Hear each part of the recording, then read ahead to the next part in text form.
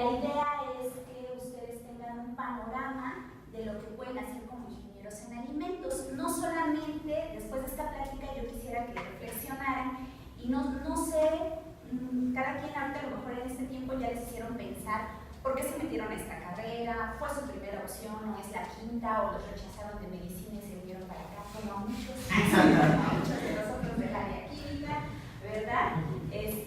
Pero lo importante de iniciar en una carrera, y más una carrera de ingeniería que tiene la base química, porque ustedes van a terminar como ingenieros en alimentos, pero lo que no les dicen es que la parte química los va a acompañar toda la vida, ¿verdad? Entonces, que la aplicación la van a hacer en alimentos, pues es otra cosa. Entonces, yo no sé, ya es tiempo desde ahorita que se vayan visualizando qué quieren hacer, y muchos dicen, no, pues me quiero ir a la industria. Perfecto, ¿no? Pero la visión no es solamente estar en la industria, sino podemos ser como ingenieros desarrolladores de muchas cosas.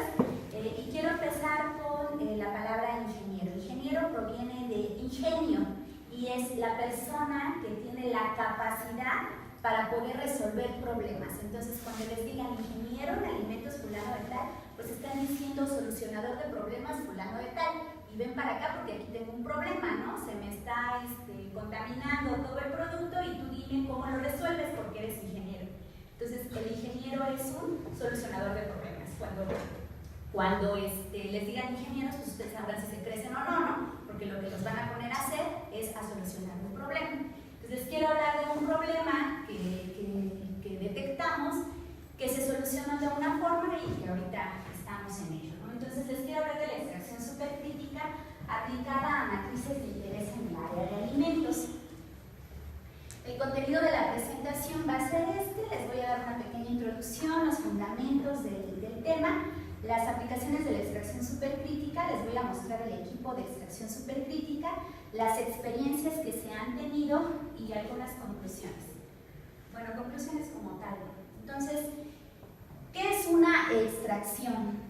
Creo que no es muy legible, ¿no? Pero les voy platicando. Una extracción es un método. Una extracción es un método en donde se remueve un material soluble de un residuo insoluble utilizando como un medio un disolvente. Una extracción muy simple que hacemos día con día, bueno, ustedes no porque están muy jóvenes, pero a lo mejor los que tenemos más edad, pues es hacerte el tecito, ¿no? El tecito es una infusión, entonces metes tu sobrecito que tiene un material soluble, ¿verdad? Dentro del sólido que está ahí el sobrecito de té, tiene un material soluble y un residuo insoluble, porque al final lo que haces es una extracción, ¿no? Se pasa el material soluble, se queda en el disolvente, que en este caso es agua, ¿verdad? Para preparar mi té, y retiro el material insoluble, que es el resto que quedó ahí en la bolsita. Entonces, así de simple es una extracción. Y lo que les ejemplifico ahí es lo que les acabo de comentar. A lo mejor mi interés es extraer el material que está aquí como color rojo, entonces está dentro de una matriz sólida y no quiere decir que toda la matriz se vaya a desintegrar y se vaya a disolver en el disolvente en cuestión, sino únicamente el compuesto de interés. Entonces estamos hablando de ese tipo de situaciones porque estamos hablando de una extracción. Los métodos de extracción se clasifican en métodos convencionales y no convencionales, y pues dentro de los convencionales están los nombres de las formas de extracción que conocemos o que aplicamos, y los no convencionales también. Ahorita lo interesante no es conocer todos esos métodos, simplemente saber cuál es la diferencia. Los convencionales o tradicionales, de manera general, pues requieren una alta cantidad de disolvente, altos tiempos de residencia, la matriz y el disolvente, y altas temperaturas, normalmente.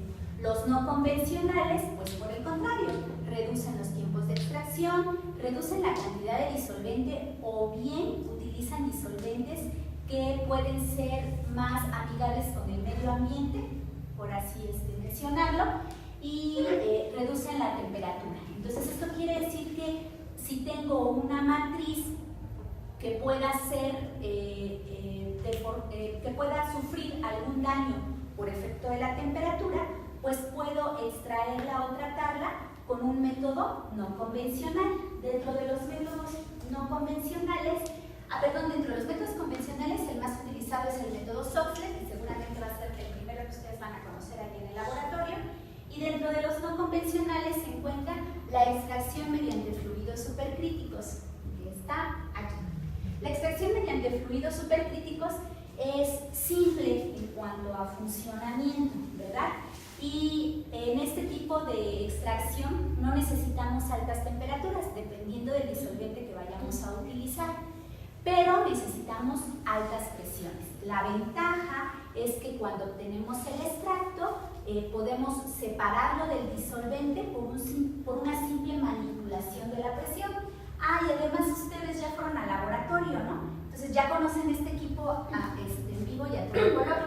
Entonces nada más les vengo a hablar de los principios. No se acuerdan a lo mejor, pero ya lo conocen. Este tipo de extracción pues es amigable con el medio en el sentido de que utiliza, por lo menos utiliza disolventes que no son tan extraños para el ambiente, como el CO2, algunos hidrocarburos, algunos alcoholes, ¿verdad? O sea, por lo menos utiliza disolventes que no son tan extraños al medio ambiente, entonces se puede decir que es amigable. Bueno, esa la iba yo a quitar, pero la dejé. ¿Por qué? Hay una necesidad, ¿por qué buscar otros métodos de extracción si ya están los tradicionales, funcionan bien, los rendimientos son altos, ¿verdad? ¿Por qué buscar otros métodos de extracción? Bueno, hay una demanda creciente cada vez más de nosotros como consumidores para poder tener productos de calidad, productos que tengan, que podamos ingerir, que puedan ser adicionados a un alimento, que me pueda colocar en la cara, ¿verdad? O en la piel, las cremas, todo esto más naturales, ¿no? O sea, hay una tendencia ya desde hace varios años y esto va a seguir así. Entonces, hay que buscar formas de obtener compuestos que tengan principios que sean benéficos para el ser humano, ya sea al ser ingeridos o al ser untados, ¿verdad?, en diferentes presentaciones, o que vayan directamente a medicamentos, por ejemplo. Hay que buscar formas de obtener estos compuestos para que podamos tener productos de calidad. Entonces, una de las justificaciones de utilizar este tipo de extracción, pues es precisamente esta. ¿Pero qué es un fluido supercrítico? Entonces, los fundamentos vienen a través de un diagrama presión-temperatura para una sustancia pura. Entonces ya llegamos a termodinámica y nos presentan este tipo de diagramas.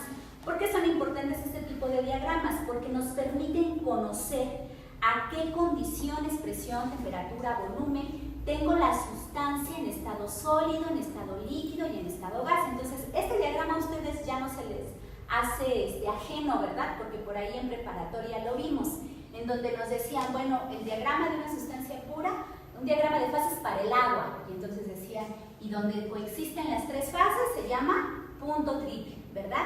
¿Y qué es lo que más estudiamos en ingeniería en este tipo de diagramas? Pues estudiamos la línea que está en azul, que es el equilibrio líquido-vapor, o líquido-gas. Entonces, si nosotros nos vamos, estamos en la fase gaseosa y en la fase líquida, y estamos en la interfaz líquido-gas, entonces si nosotros nos vamos desde el punto triple, observamos que en cualquier punto sobre esta línea, si yo me sitúo en un punto cualquiera, voy a tener una temperatura y una presión, ¿verdad?, en la cual van a coexistir el líquido y el vapor en equilibrio. Esta curva crece hasta un punto máximo denominado punto crítico. El punto crítico está definido por la temperatura y presión críticas, que son las propiedades a las cuales puede coexistir el equilibrio líquido-vapor. Por encima de esas propiedades ya no se sabe si hay líquido o si hay vapor. No se sabe, simplemente existe una región de fluido y se le llamó fluido supercrítico. Fluido porque o sigue siendo un líquido, o sigue siendo un gas, o sigue siendo una mezcla de algo extraño, simplemente es un fluido, y supercrítico porque está por encima del punto crítico. Entonces, si estamos hablando de una extracción supercrítica, es porque tengo condiciones de mi disolvente por encima del punto crítico. ¿verdad? Entonces mi disolvente ya no es un gas, el disolvente ya no es un líquido y se le llama fluido supercrítico. Esa es la diferencia con respecto al resto de las extracciones. ¿Cuáles son los beneficios? Esquemáticamente aquí se los quise poner. Pues tenemos el acomodo de las moléculas, quise representar el acomodo de las moléculas en las diferentes regiones. Entonces en la sólida, pues ya sabemos, ¿verdad?, que están muy unidas, y que están normalmente ocupando ahí un volumen determinado. En el líquido, pues están más dispersas, en el gas están todavía más dispersas. Pero ¿qué pasa en un fluido supercrítico? Pues como vino de un líquido y un gas, la combinación de un líquido y un gas, pues lo más lógico es que tenga propiedades intermedias entre las de un líquido y un gas. Y entonces lo que está representando ahí es que las moléculas no están tan unidas como en un líquido, pero tampoco están tan dispersas como en un gas. Entonces, estas propiedades entre líquido y gas de los fluidos supercríticos los hacen excelentes disolventes para poder solubilizar muestras de interés y arrancarlas de la matriz. Y es un buen método extractivo por esas propiedades, ¿no? Ahorita no le estoy poniendo números, simplemente estamos esquematizando. Bien, ¿cuáles son los orígenes de esta extracción supercrítica? Pues Hanna y Hogarth en 1879 lo introdujeron como un nuevo medio disolvente. Todo esto que les estoy platicando, pues ellos lo descubrieron y dijeron, esto se puede usar para extracción supercrítica. Después, en 1981, me decía una profesora, no, dices que a los chicos ya les hablas de 1980 y tantos y dicen, ¿no? Porque ya son del 2000 para acá. Creo que aquí están puros del 2000 para acá. Pero bueno, en 1981, estamos tan alejados, se hizo la primera patente para descafeinar café utilizando CO2 supercrítico. Y esto es algo que se sigue usando hoy en día. O sea, una de las aplicaciones para extracción supercrítica es descafeinado de café. Esa es una aplicación real, ya en industria, ya bien establecida. Pero hay muchas más aplicaciones, ¿no? Y ahí les pongo que podemos aplicarlo al área ambiental, al área farmacéutica, al área de polímeros, para los que hacen materiales, y por supuesto, al área de alimentos. Las propiedades de los fluidos supercríticos se las muestro en esta tabla. ¿Qué es importante aquí? Recordar que tengo una temperatura crítica y una presión crítica. Entonces, por encima de eso, tengo el fluido supercrítico. Entonces, lo que vemos en esta tabla es temperatura crítica, grados centígrados para cada disolvente, presión crítica en megapascales y en PSI para cada disolvente, ¿verdad? ¿Alguien sabe cuál es la presión a la que deben estar las llantas de un coche? ¿A cuánto? ¿A 40 PSI. 40, ¿verdad? 40, tú traes una troca, ¿no? 40 ya es para trocas bien, ¿no? En forma. 30, ¿no? 30 para los que traemos uno, ¿verdad? 30, 40, ¿no? Por ahí. PSI, ¿sale? Esa es la presión de las llantas de nuestro coche. Si le ponemos aire, porque tienen que estar a esa presión, y eso te lo dice el manualito, ¿no? Del auto. Bien, entonces fíjense, 30 PSI, ¿sale? 30, 40 PSI. Vámonos con la primera sustancia, CO2. Su temperatura crítica son 31.3 grados centígrados. En Veracruz llegamos a 40, ¿no? Y no se achicharran, todavía no pasa nada. Entonces 31.3, en Guajuapan los alcanzamos fácil, ¿no? Ahora en mayo, en abril, mayo les va a tocar, ¿no? Entonces los alcanzamos fácil, no pasa nada, es una temperatura muy cercana a la temperatura ambiente. Pero ¿qué pasa con la presión? 7.38 megapascales, 1071 PSI. Las llantas de mi auto están entre 40 y 30 PSI y tengo que alcanzar más de 1000 PSI y más de 31.3 grados centígrados para tener al primer disolvente en estado supercrítico. No es fácil, la operación de este tipo de extracción no es fácil, ¿verdad? Entonces ya empezamos a ponerle cantidades a la extracción supercrítica. Para llevar estos disolventes al estado supercrítico hay que superar esas dos etapas. Y ese es el más sencillo, ¿no? Vean cómo crece la temperatura y cómo crece la presión. Crece o disminuye, ¿no? En algunos casos crece la temperatura, pero disminuye la presión. Pero es una combinación. Entonces, dependiendo del disolvente con el que vaya a trabajar, tengo que alcanzar condiciones de operación por encima de su temperatura y por encima de su presión crítica. Aquí, ¿cuál es la presión atmosférica?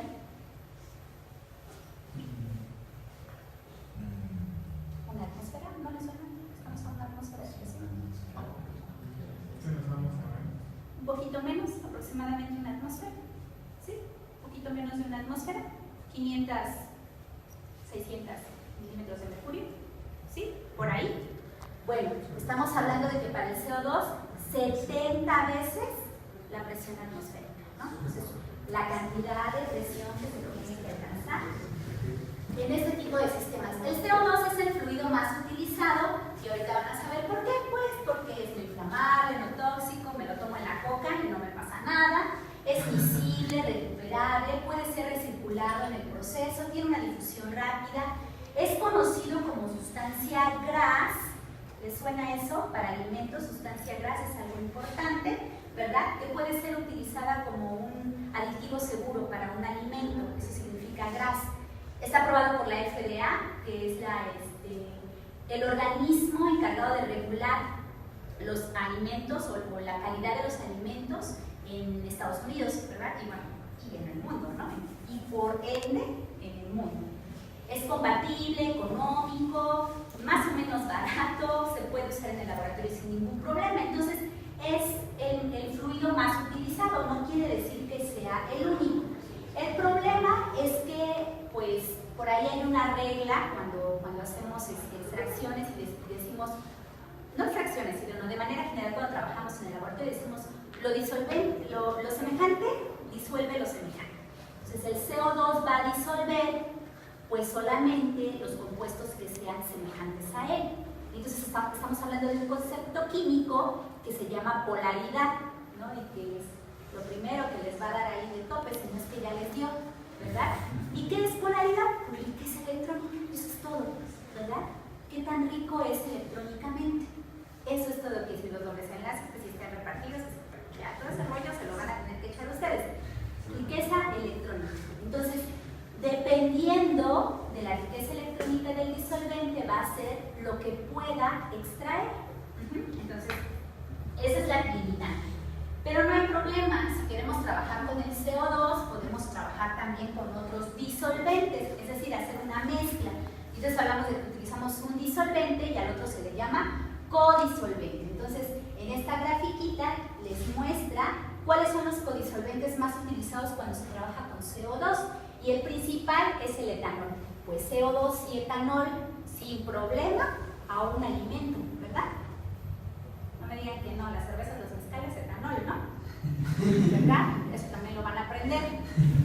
Bien, entonces estamos hablando de que podemos combinar dos sustancias en extracción supercrítica que pueden ser agregados a un alimento sin problema. Los equipos, un equipo básico de extracción supercrítica es el que se muestra aquí. Entonces tenemos un tanquecito donde está el disolvente, estas son bombas, esta es para poder, el disolvente viene a una determinada presión, como el tanque de gas de la casa, ¿no? Viene a una determinada presión. Entonces abro la válvula y lo que hago es liberar presión. Necesito altas presiones, para lograr altas presiones, pues ocupo compresores o bombas, dependiendo de si estoy utilizando un gas o un líquido. Entonces, este es el tanque del disolvente, seguramente este es el del codisolvente, la bombita de cada uno. Aquí está el mezclador, mezclo mis dos disolventes y los paso a una celda de extracción en donde tengo ya la muestra, va a estar en contacto con los disolventes y entonces, fíjense, no hay ningún otro artefacto ahí más que una simple válvula, ¿verdad? Libero presión, presurizo, disolvente presurizado. Coloco la muestra, la pongo en contacto con el disolvente presurizado, vuelvo a abrir la valvulita como la del tanque de gas de la casa, vuelvo a liberar presión, aquí se queda el extracto y el disolvente se va. No necesito darle un tratamiento posterior al extracto. en el mismo proceso de extracción me queda por un lado el extracto y por otro lado los disolventes que alimenté. Entonces, es lo amigable de esta extracción. Los métodos de extracción: modo estático, modo dinámico y una combinación estático-dinámico. Bueno, con eso no los voy a entretener ahorita. Las aplicaciones son diversas, se utiliza principalmente para extracción o purificación y también tiene aplicaciones de síntesis en todas las áreas que ya les mencioné. Los dos cuadros que les presento a continuación pues es una revisión que hizo un estudiante acerca de las matrices de interés, el compuesto que se extrajo y bajo qué condiciones. Entonces fíjense, tenemos primero semillas de granada, ¿no? ¿Qué extrajeron de las semillas de granada? Pues sus aceites esenciales. ¿Bajo qué condiciones? Utilizaron CO2, 278.6 bar, 40 grados centígrados, etanol como codisolvente. ¿Qué otras cosas? Pues varias semillas, ¿no? Vemos semillas de nuez, aceite, semilla de durazno, aceite, zanahoria, aceite, semillas de uva, alfa-tocoferol, harina de soya, isoflavonas, que son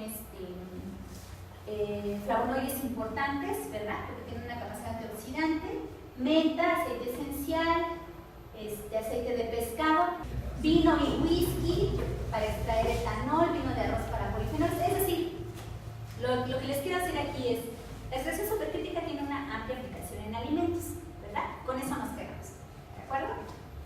Bien, por ahí más adelante les voy a platicar. Pues resulta que aquí en la universidad pues no teníamos un equipo de extracción supercrítica.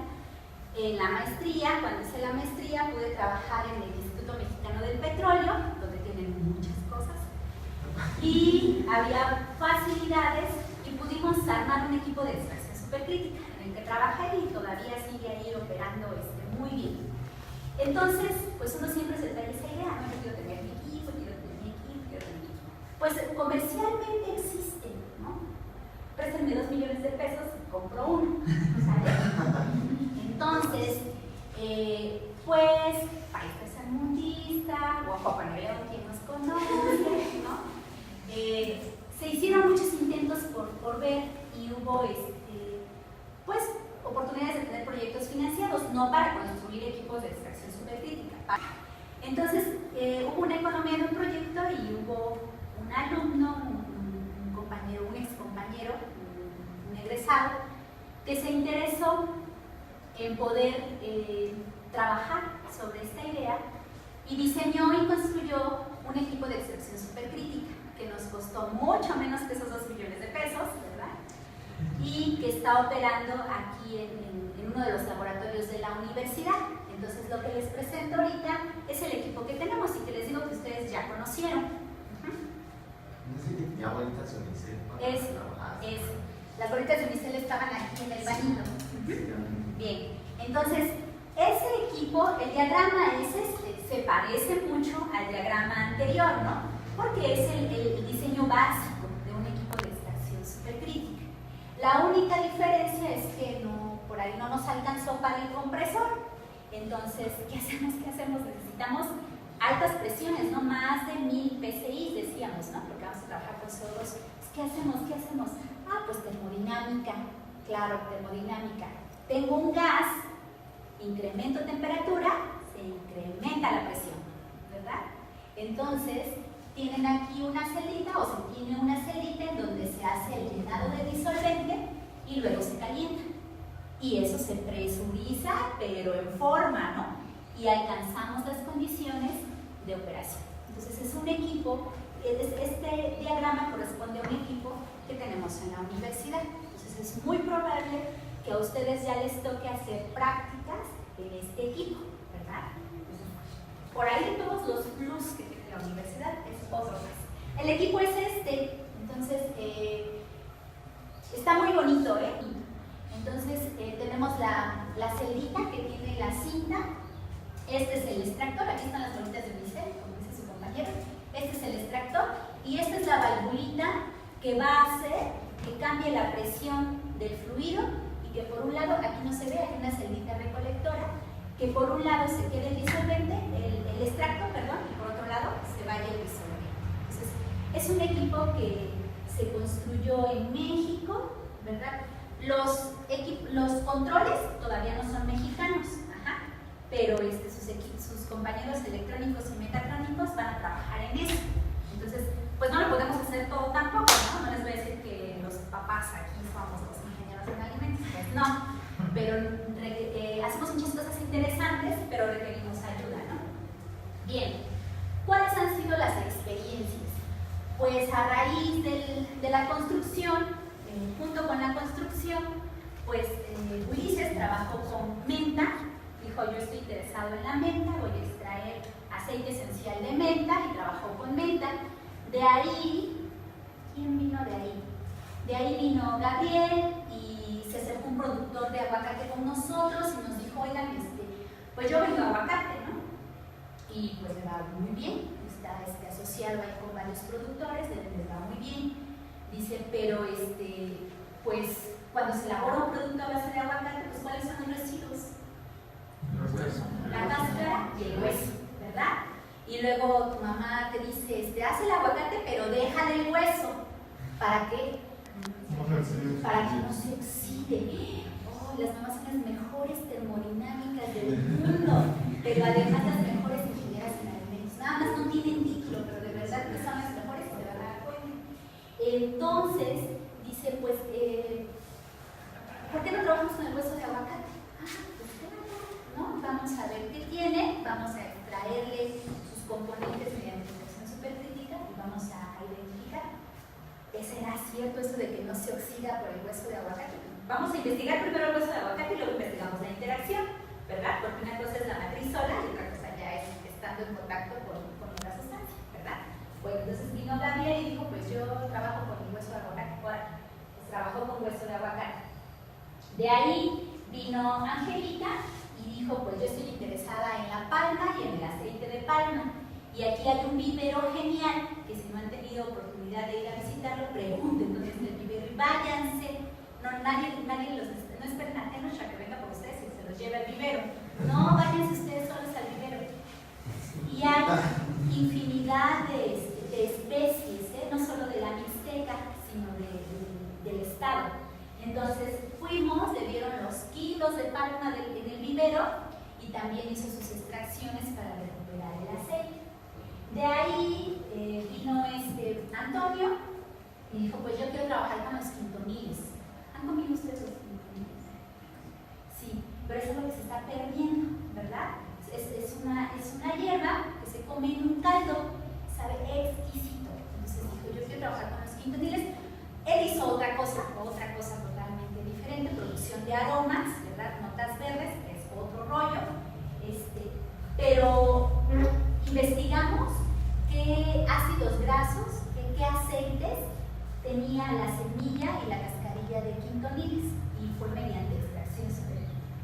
De ahí se acercaron unos productores de aquí, de Mariscala, que es una población cerca de Guajuapa, y otros de Cuernavaca, y dijeron, pues nosotros ya tenemos moringa, ¿no? Y ya no sé si han escuchado hablar de la moringa, todos los beneficios que tiene, y todos conocemos el BUN, y todo el mundo quiere producir moringa, y cómete la moringa como puedas, ¿no? Entonces, dijimos, bueno, vamos a ver, nosotros también queremos trabajar con moringa, y hacemos extracción supercrítica, pues vamos a ver qué tiene la moringa, ¿no? Entonces trabajamos con las hojas y con las semillas de moringa. Y esos resultados apenas están, se está viendo qué es lo que contiene. Se están elucidando identificando más bien, porque no elucidando, identificando sus componentes. Y por último, pues vino Lubia, y dice Lubia, pues yo produzco mezcal, mi familia es productora de mezcal, entonces pues yo ya la hice con el mezcal. Pues no, muy inquieta, y dice, pues quiero saber qué más hay en el agave, qué pasa si un día ya no puedo producir mezcal, pero ahí tengo el cultivo de agave, ¿verdad? ¿Para qué lo puedo usar? Aparte de que vengan los tequileros y se los venda para su producción, porque eso pasa en la realidad. Entonces, por ahí investigando, dijo, pues, ¿por qué no extraer agave mediante fluidos supercríticos? Pues claro, ¿y qué vamos a encontrar, no? Entonces ella hizo la extracción y está por irse a hacer la identificación. Y por último, se está trabajando actualmente con cacao, con poblaciones de cacao cultivadas en el estado de Oaxaca, específicamente en la región de la Chinantla, para comparar la calidad de este cacao con el cacao Grijalba, que es producido en Tabasco y que es el que tiene la denominación de origen. Ese rollo de la denominación de origen está cañón. Bueno, entonces es todo lo que hemos hecho, todo lo que me acuerdo, ¿verdad? La cuestión es que se tiene ahora el equipo, obviamente tiene sus inconvenientes el equipo, requiere muchas mejoras, ¿verdad? Es lo que se tiene hasta ahora. Y estoy esperando a los futuros ingenieros para que nos vengan a hacer nuevas propuestas. Fue un ingeniero en alimentos, no el que desarrolló un producto como tal, pero sí desarrolló tecnología, ¿no? Entonces, no solamente es prepararme y si llegan a producir, a elaborar un nuevo producto, qué padre, es una gran ventaja. Si llegan a poner su empresa, también qué padre, es una gran ventaja. Pero si se dedican a la parte de ingeniería, a diseñar equipos para poder mejorar los procesos ya existentes, pues también qué padre. Entonces, no es que, ay, ¿qué voy a hacer? Ya estudié ingeniería en alimentos o voy a estudiar, pero ¿y luego qué voy a hacer el resto de mi vida? Puedes hacer lo que quieras, ¿no? ¿Qué quieres hacer? La pregunta no es qué voy a hacer, es qué quieres hacer. Entonces, pues aquí están todos los que han participado, no todos, a excepción de Cristian, todos son ingenieros en alimentos, ¿no? Entonces está Ulises, está Antonio, está Lubia, está Yasmín, está Angélica, está Gabriel y Cristian, que es ingeniero en física aplicada, bueno, está estudiando, ahorita está con nosotros también trabajando, entonces, pero todos los demás pues son algunos de los estudiantes que hemos tenido, que han trabajado con nosotros. Y por aquí les muestro pues algunas de las profesoras que colaboran directamente con una servidora, y por ahí está Tenor. Quizás alguna de las profesoras ya les vino a dar una plática, al resto las van a estar conociendo. La doctora Luzmila, no tengo foto de ella, recientemente se incorporó a la universidad, pero somos el grupo de trabajo con quienes colaboro. Eso no quiere decir que no trabaje con otras personas, ¿verdad? Pero es con quien colaboro más cercanamente. Y eso sería todo. Muchas gracias por su atención.